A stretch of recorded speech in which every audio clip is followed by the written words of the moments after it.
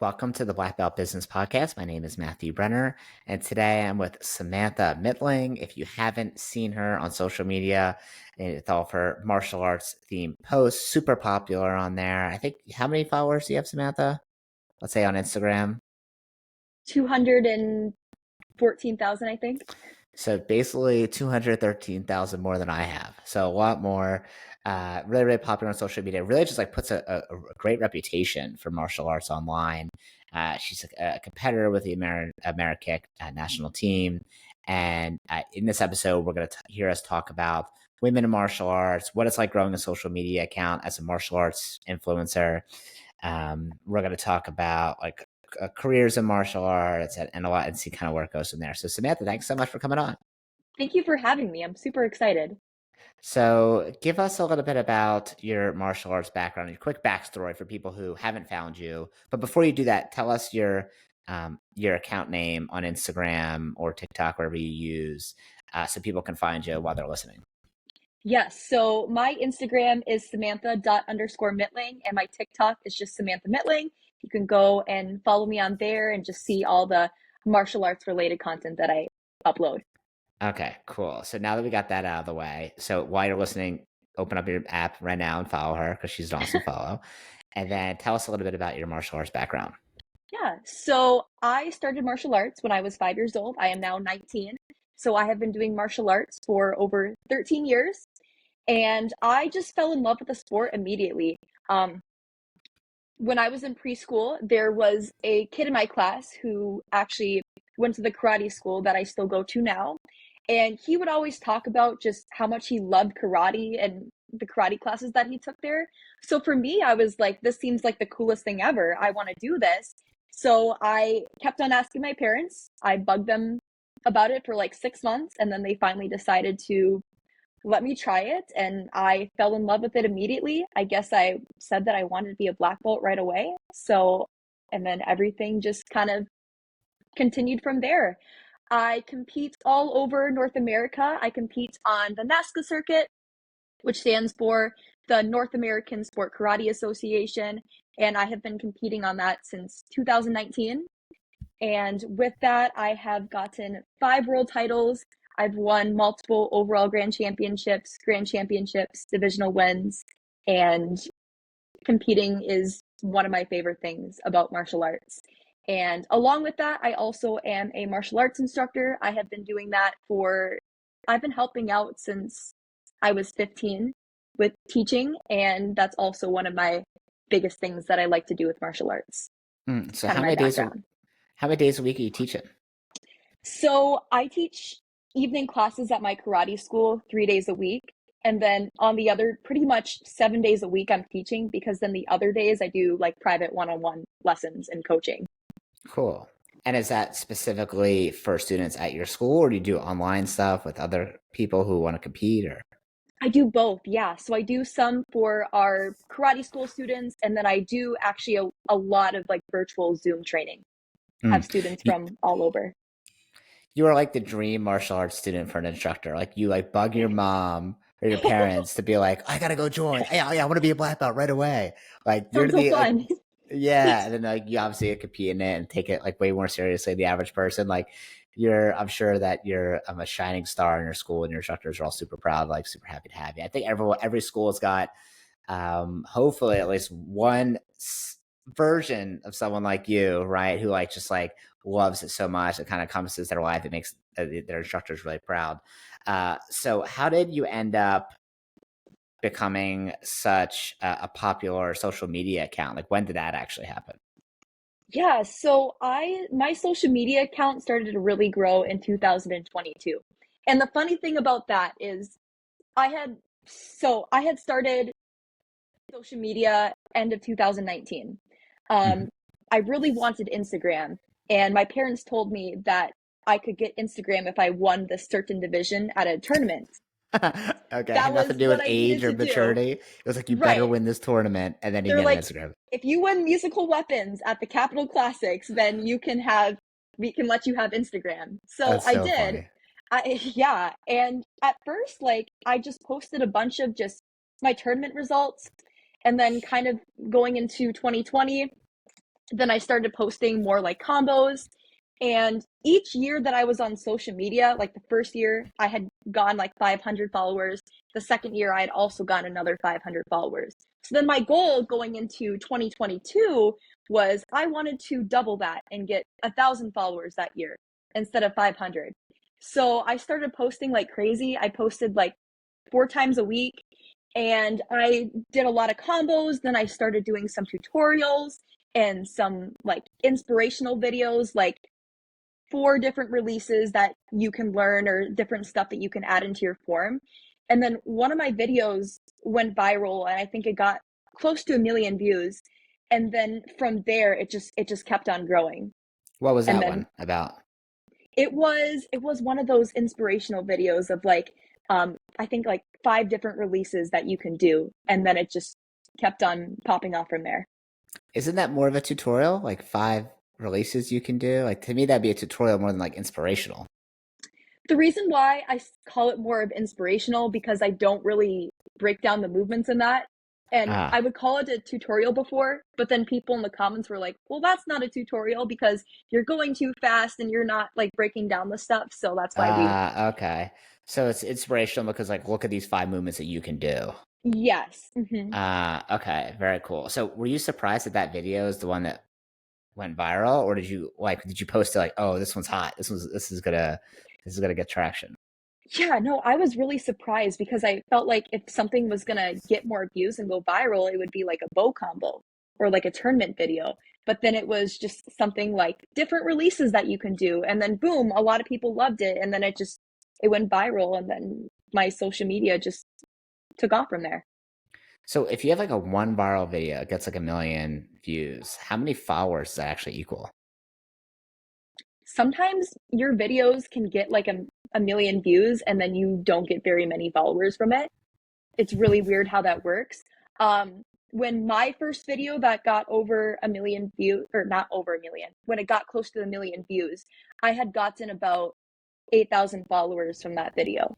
Oh my god! And what were your parents thinking? Like all of a sudden, like they're like, oh yeah, you can do Instagram. It's cool. Like, I'm sure they didn't expect it to be a extremely highly followed account. At least not that maybe that quickly. Right. What was their response to that? Were they worried about you? Like, oh my god, she's like too much attention or something? I don't think they were necessarily worried about me. I think it was more so they didn't quite understand like social media and just kind of how that worked. So when I was like, oh, like I just gained 8,000 followers and I had a video that got like close to 1 million views, and they were like, okay, what does that mean? Like, I think they just didn't quite understand at first, but What was your reaction? it was really like overwhelming and really exciting because, like I said, I had set a goal for myself where at the end of the year, I had wanted to gain 1,000 followers, and then this had happened in just 2 months, like that video going viral and everything like that. But at the same time, it was also really overwhelming a bit because then more videos kept going viral after that. And that was like my first time really experiencing like the hate and the negativity from social media. So trying to figure out how to navigate that for the first time, especially as a 16-year-old girl, is not always the easiest thing. But I was super excited about it. What about your friends? Like, is there I don't know jealousy from your friends? Like, oh my god, her account's blowing up out of nowhere. I think, see, a lot of my friends don't really do much on social media. So because of that, I don't think there really was that amount of jealousy Wait, how because is it that just wasn't. possible? You're a teenage girl, not all your friends don't have social media, or they don't use it as often? Is that just your They friend group? they use social media, but I don't think they had any intention of growing it. It was Okay, more yeah. like they would post like their pictures of like going to the beach and like things like that instead of me trying to grow it. So I think they were happy for me. They were excited for me. I was grateful for it. That's great. You have a supportive group. My social media is, I mean, not even close to as impressive as yours, but I always tell my friends like my social media is really not designed for you. Like for like a friend who's just like doesn't do any martial arts or doesn't run a Mhm. business, like which is the theme of mine. Mhm. like I don't know why you'd be interested whatsoever. Like my stuff is probably Right. pretty boring, right? It's designed for martial arts people or for Mhm. people who run a martial arts business. Mhm. So as you started to grow it and you started to get some like hate online, are you talking about just mean comments and stuff like that, or is your DMs go crazy? Like what do you actually do? It was a lot of it. It was a lot of, like the negative comments and DMs, and then you would find videos going in places where you wouldn't want your videos to go, and it was a lot, but at the same time, I was really grateful for it, like looking back at it now, because the character building that came from that, Mm, just, I mean, you can't be, when you're on the internet, you can't be sensitive, and you hmm. can't, because otherwise you're gonna have a really rough time. So it was a really good character building experience for me. All right, good. Now I know I could just say a bunch of mean stuff on your Instagram. I'd be like, character build a character. Samantha, I care about you. No, just Go messing. for it if you want Yeah. to. So when you get mean comments and stuff like that, do you kind of like shield your parents from it because you don't want them to kick you off or get upset about what's happening? Or do you like I get mean comments, but mine is at such a lower level than yours because I don't have as much reach. So when I get a mean comment, also I'm like a grown adult, but like Mhm. I screenshot it and I save it in a folder. Because I think when they're funny. If it's just like super something just like horrible and it's like Mhm. not tasteful at all, then obviously I don't. But if it's like a good dig and it's like actually a funny joke, I'm like, oh, that person got me, right? Like I got this one that I love. Like the guy said, he said, "This guy sounds like Squidward and SpongeBob had a baby." And I'm like, Oh ooh, my.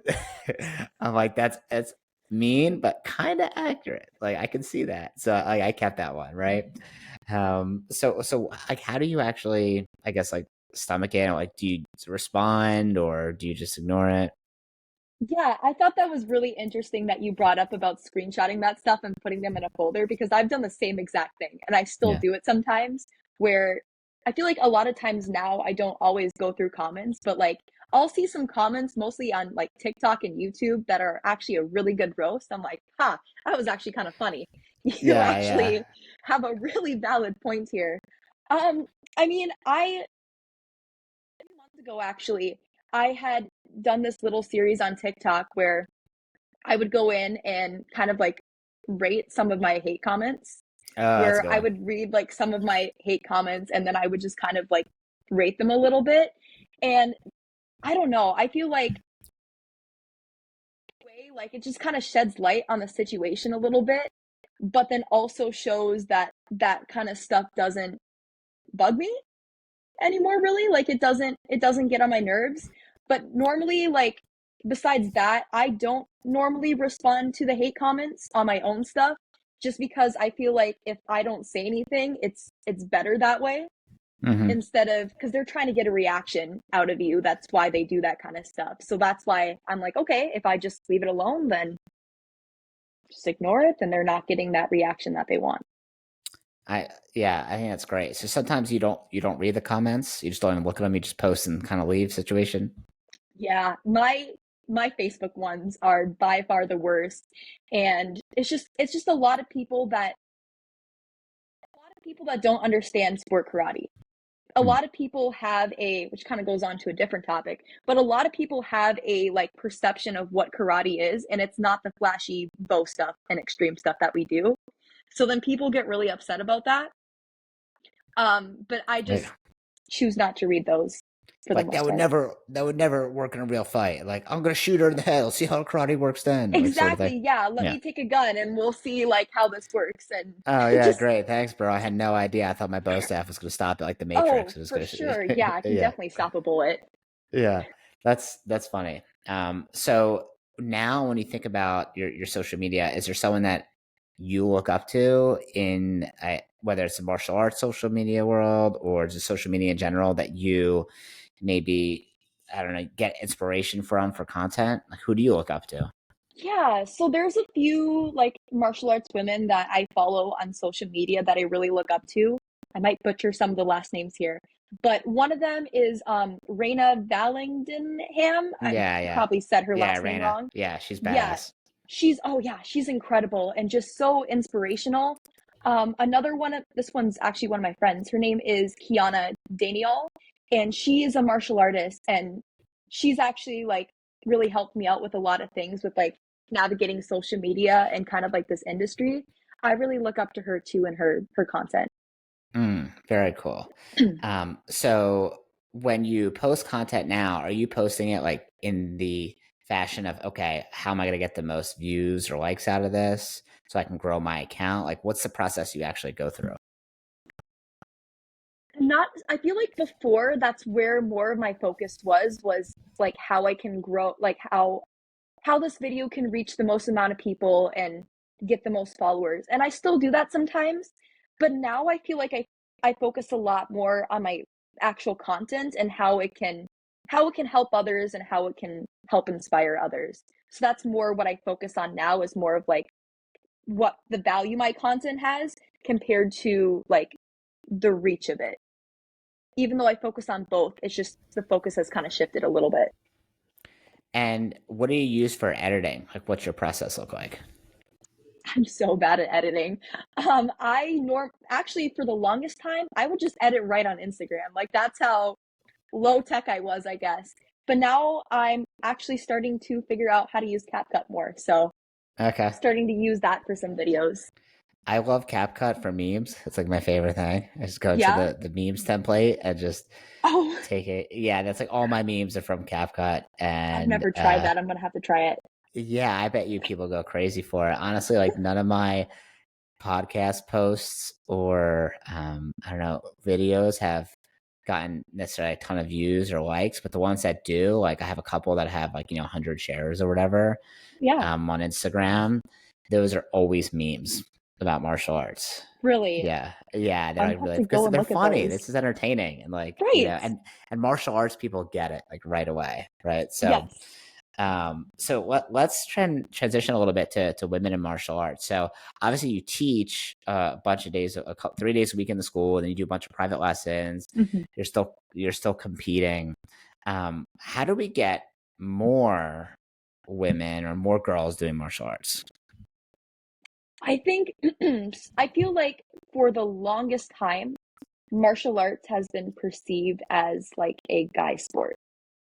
Because and it is true that there are more guys that do martial arts than females do. I mean, I see it in my karate school. There are some classes where it'll be like 15 guys and one or two girls. But I feel like just with social media can be a really big help with that. Just these girls just seeing that other females do martial arts and that they are successful with that, and that if they're able to have those role models and people to look up to, then I think that'll help get some more women in martial arts because they'll see, oh yeah, like women do this. It's not just a guy sport. So do you feel like you're growing that side of the sport just by just being yourself online? Yeah, I think so. I've gotten DMs from people that are like, yeah, I never really like I wanted to do martial arts, but I was really scared to do it because I felt like it was more of a guy sport and that I wouldn't fit in. But when I started watching you and seeing you do martial arts, like it made me decide to try it and sign up. And that's what's most meaningful for me about what I do. So most of the students that you teach, whether it's in the school or your private lessons, are they mainly like girls or boys? I have an equal mix of both. And then, so even in like your regular classes, it's not like your girls are like heavy. Your class is like heavy girls because like those are the ones that like I gotta get to Samantha's class. You think it's kind of equal? For I would say for our karate classes, I would say that for the most part they are more guy heavy than girls. But we have had, as of recently, we have had it flip the other way, where we have some classes where it's more girls than guys, which is just like it's awesome to see that shift from as long as I've been doing martial arts. Yeah, I think the other part of it is when they see people like you as a teacher in class, like they need someone to look up to who's Yes. female and not just all male instructors. Because a girl is not gonna, 9-year-old girl is not gonna look up to someone like me as they would the same way they would look up to someone like you. It's just different, Right. right? And it's sorry, go ahead. I was gonna say our founder of the program that that I grew up with, like Action Karate, which is also the one I own locations with. Okay. Our co-founder is there's two founders, my brother Solomon and his co-founder Jacqueline. Jacqueline Razai, and the fact that she's like the head of like the program of like, a franchise of 30 plus schools, it's so much more empowering for women to not just teach but also own a martial arts school, right? Which Yeah. like 30 years ago would be crazy. Like you would never, 40 years ago, like that wasn't really a thing. Like I Hmm. think some people, I'm sure there were a few, but I think with the having a woman in charge or in a leadership position and sharing on social media, like how it actually impacts you to be doing martial arts, and how you can make it cool, right? That's also Right. another part of it. Again, make it cool. If it's not just like a sport for like nerdy boy teenagers who read comic books, then other people are going to want to do it, right? So I think that you show that off is awesome. Thank you. Yeah, I really appreciate that. I know, so when I started martial arts, my head instructor at the time was a female. Mhm. And to me, like, that was really inspiring because it was like, okay, like, you see a lot of guys do this, but females also do this too, and they can also be in a leadership role like that. And I think that really did, like, make an impact on my martial arts journey and career. Hmm. So do you think you want to grow your social media account and make that like a full-time thing, or do you think you want to run a martial arts school yourself or teach, keep doing what you're doing now? Be like, what do you actually want to do, you think? Yeah, so I mean, I've been actually asked this quite a few times. I love teaching, but running a martial arts school, I don't know if that's something that I would like to do. Like, Yeah, being an instructor and out on the floor and everything, great, love that. The whole like management and business stuff, like of the martial arts, I don't know if that's something that I would really like to do, but who knows? Who knows? Maybe like 10 years down the road, something will change with that. I would like to do more with social media. That's what I've been really working on lately is just trying to continue growing that and just trying different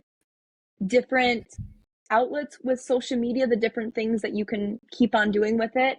And I've also had interest in doing stuff in the film and entertainment industry, like related to martial arts. cool. Like Reina, like be an actor on a Yeah, set for like Cobra Kai or something. yeah. I just saw her and a whole bunch of other martial artists were in the new season of Cobra Kai, which is awesome. Yeah, Victoria. I'm gonna mess up her last name. Victoria Sambo or Stam. I might be messing it up, but she was The in it too. name sounds familiar.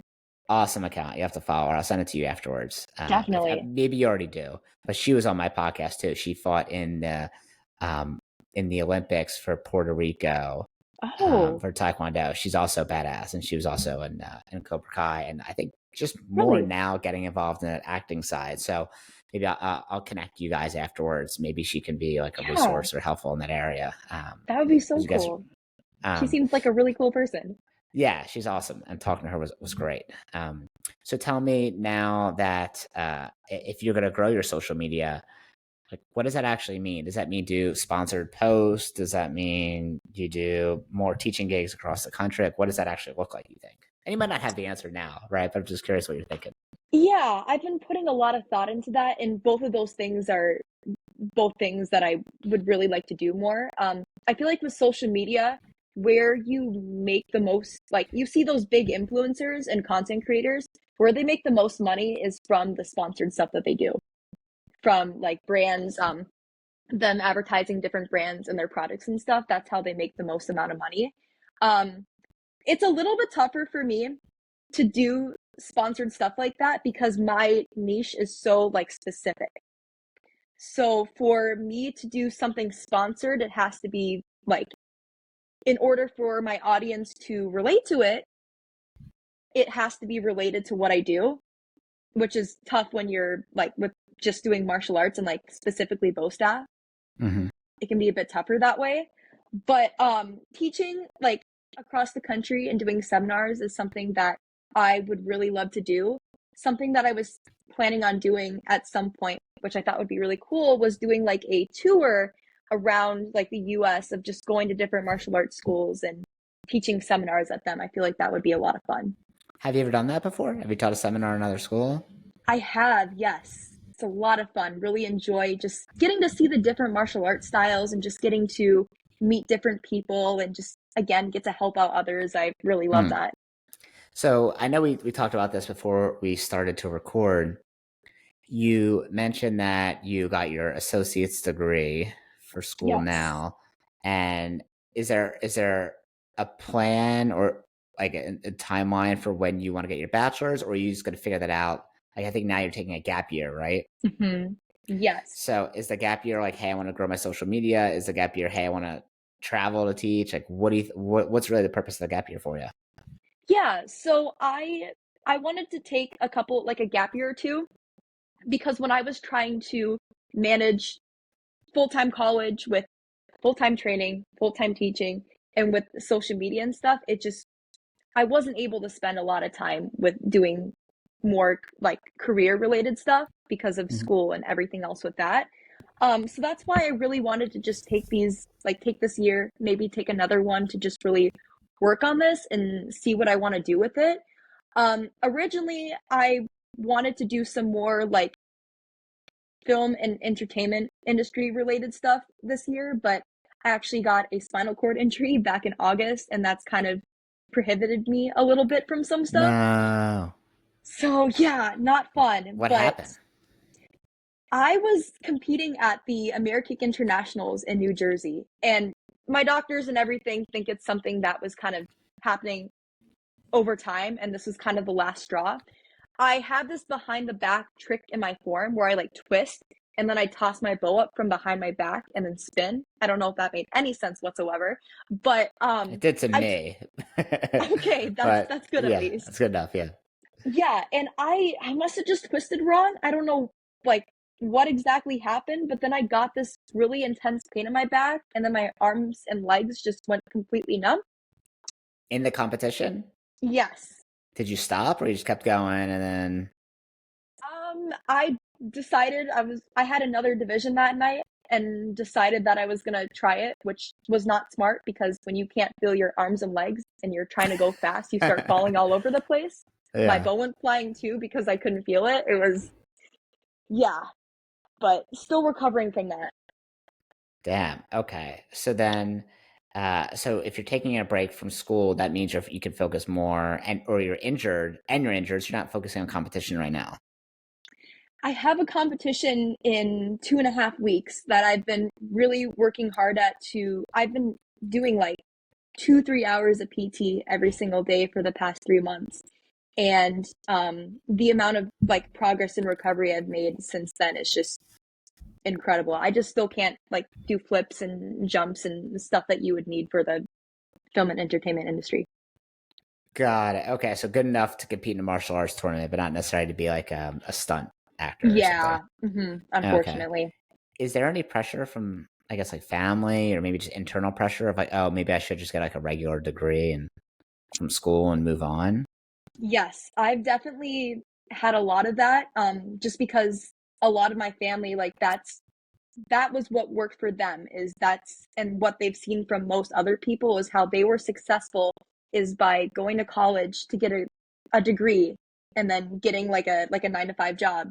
But that's just something that I never really wanted to do. Like I did well in school, but I just wasn't passionate about like I have a psychology I'm working towards a psychology degree, but I would much rather do something with martial arts and whether that's with teaching or content creating or film and entertainment industry, whatever it is, that would be more like fulfilling for me and something that I would want to work more towards. So it is definitely tough though when people are like, well, no, you should go to college just to get a degree, which I agree it is a good thing, but I want to try to work on this stuff first, see how that takes off. Okay. Yeah, I think that's great. And like, here's the thing: you could always go back to college. It's not going Exactly. anywhere. Mm-hmm. You could always run a martial arts school if you decide you Yep. want to do that. Like, that's not Mm-hmm. going anywhere, right? No.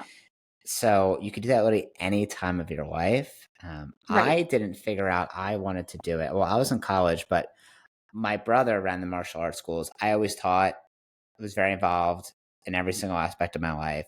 but I was like, I'm not gonna do that as a business. I'll let that be like his thing, right? Mhm. And I went to Temple University in Philadelphia, and they sent me to a convention for attorneys because they're like, "Hey, you might want to be an attorney. There's this convention you can go to for attorneys where they can kind of tell you about what it's like to be a lawyer." So I'm like, "All Okay. right, cool. That sounds great. I'll go see what it's like." So I, put on my suit. I get the train downtown. I'm like, "All right, it's gonna be awesome." And I just wanted to be an attorney or a lawyer because uh, I thought it was like a very like highly respected job, right? I was like, oh, Mhm. a lawyer, fancy. And I wanted to make a Mhm. lot of money. Yeah. Okay. And I was like, okay, and I like arguing, right? Like honestly, I think it's fun.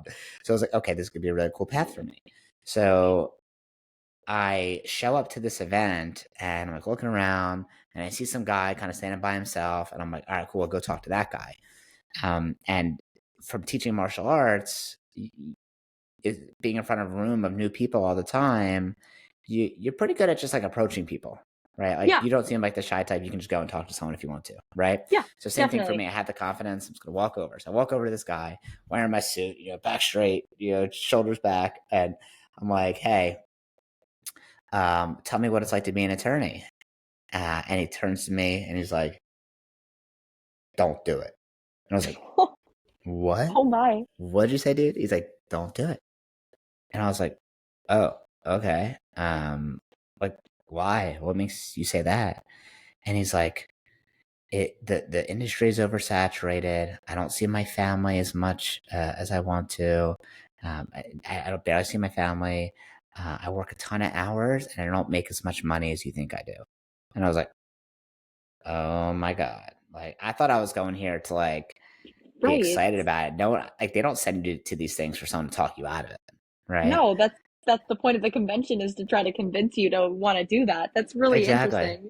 So I was just so discouraged. I kind of just like walked out of there. I didn't stay. I left after that. And first of all, that could have been just this one guy's experience. Right now, Mhm. do lawyers work a lot of hours? Absolutely, Oh yeah. especially in the beginning.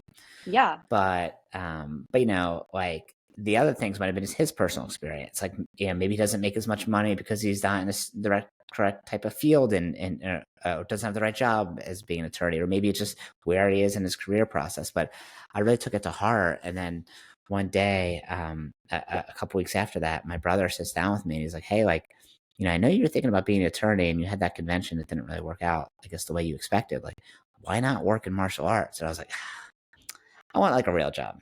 Like I want to do something that's like I could Mhm. actually make good money. Mhm. And he's like, but you can. And I was like, what do you mean? And he broke down the economics for me about like how martial arts school works.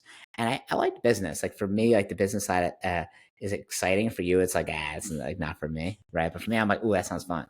Mhm. So he broke down the economics for me, and I was like, huh, maybe I can do that.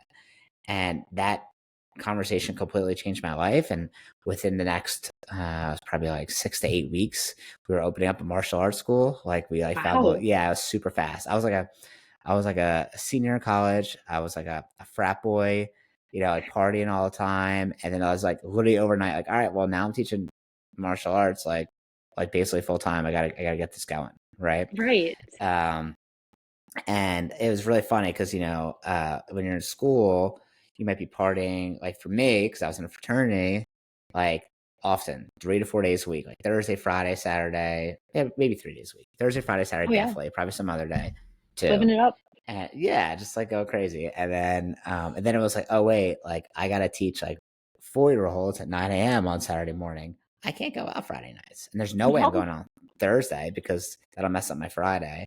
And and then so went out really to like one night a week on Saturdays. And then but also like it wasn't, none of that stuff was important to me anymore. Like overnight, so okay, how am I gonna make this business run? Um, but even now, like when I look back at it, and if at any point, or for you, any point you want to run a martial arts school, it'll never go away. You can do it at any point. Now, the earlier you start it, the faster you'll get better at it. But Mhm. like being an actor or a stunt actor, like you kind of have a limited window, You right? do. Yeah, like you can't really do Especially that with starting stunts. at 45, right? Right. But you have a skill set that no one could take away from you as being an instructor, being charismatic. So I think the order of you doing things and like you being like, yeah, I don't care what people say about a regular job. I'm just going to go for this. Like, just do it. Who cares what those people say? Like, just Right. ignore them. And I mean, what's the worst thing that happens? You go for something, and if it doesn't work out, then it doesn't work out. But you're not gonna know unless you try. So that's kind of the mindset that I have with that too. Yeah, I love that. Um, so when you're growing your social media account, is there any like for people who are listening, maybe they want to grow their school's martial arts account, or they want to grow their personal account, like let's say like me. What do you have like certain tips or tricks that you generally like to follow that are like, hey, these are some things that you should pay attention to or focus on to make sure you have long term like really good growth? Yeah, definitely. So I feel like the biggest shift for me with my Instagram growth was when I started realizing the kind of content and stuff that people like to see. So the videos that were doing the best. And then, so for example, like when I was telling you earlier, those like inspirational, like tutorial videos, I started doing a lot more of those because that's what people seem to like. And then if people like content, a lot of times they will continue to rewatch them, they will save them, they will share them. And that all that stuff is going to really help boost your videos and just your overall like Instagram page. So I would just recommend keep on posting the stuff that your audience likes, so the ones that gets the most engagement, and just try to tap into that kind of stuff more. Cool. Yeah, I have a Instagram coach right now that's helping me. She's like a friend of mine. She's an Okay. author. I think she grew her social media account like 100K. Like she had like I think six, and now it's like 100 over the last year. Also Wow. like a writer. She's super cool, and she's helping me personally. I'm helping her with her sales and like business stuff, and Okay. she's helping me with the social media side. And Works. her homework for me was go post 3 times a day for the next 30 days, and then and then she gave me a bunch of templates of like things that have worked well for her, and then she's like, okay, at the end of the 30 days, we'll see what worked well, what didn't, and then we'll just post more of the things that did work well. I like we'll have like an idea at least of like what is the content you should replicate. So it kind of sounds like what you had, where it's like, okay, I did a bunch of things, Yeah. found some things people really like. Okay, do more of that. So you can tell the same story, same idea in a different way over and over and over and over again. Yeah, I Um, think that's a really good approach too. And also just with posting 3 times a day for 30 days, that's a lot of posting, but it does so help like much. I hate it. I getting hate it is a it. lot Save trying me, to Samantha. Yeah. right, planning the content and just all the editing that goes into it and everything with that. But the more that somebody is able to get themselves out there, eventually, even if it doesn't seem like it at first, if you stay consistent with it, eventually Instagram will start pushing your content into its algorithm and it'll go out to more people. You just have to Hmm. keep on being consistent, even if it doesn't seem like it's going to work out. Just keep Yeah. going for it and it will. Yeah, the good thing that she said is like if you do it 3 times a day, you can have a post that gets 0 likes. Who cares? You have another one coming in 4 hours, another one coming a couple hours after that. Right. So it doesn't matter. And I'm definitely makes me feel a little bit better about it. Hmm. What I'm best at though is like writing. And like writing is not Instagram, right? Instagram's not designed for writing; it's for pictures and videos mainly, right? Right. Hmm. So I have to always like, okay, if my writing is good, okay, how do I tell the same exact story in a picture or video? Like that's the hard part for me because like if I could like write a story, I can make it somewhat engaging and exciting, but I can't necessarily do it on pictures or videos. So that's like my next challenge for me. Yeah, I've seen like some people that do the same thing where like they'll post something and then it'll be like a 4-second clip. And then at the end of it, they'll say, read the caption. And it'll be like this long caption that's written out very nicely. And the thing about kind of the strategic thing about that is something with Instagram is that it goes watch time is very important.